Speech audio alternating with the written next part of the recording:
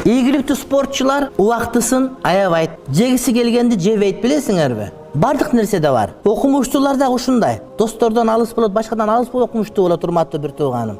Саидбек Астамлабызды билесиңер баарыңар. Ошол киши бутунан суу алдырган окуп жүргөндө.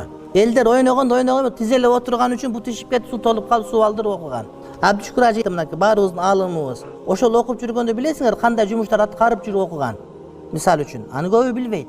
Адам курбанчылык берет, ошого жараша келет. Ошондуктан нафсы менен күрөшүү үчүн адам кээ бир жакшы көргөнүн ташташ керек болот. Билесиң, арам эмне, адал эмне. Ошол жашоонун ар бир кадамыңы адал жашоого аракет кылып, арамдан алыс боло турган болсоң, нафс өзүнө тарбияга келе берет. Эң биринчи намазды өз убагында, керек болсо мечиттен окуу. Намазды туура жолго коюп алган адам нафсин жеңет деген сөз, урматтуу бир тууганым. Сенин көңүлүңдөгү каалооң менен акылың каршы келип калганда, акылың динге ширелишкен да, акылдын айтканын угуп туруп, көңүлдүкүн калтырсаң, демек нафсини жеңесиң деген сөз болот. Аракет кылыш керек.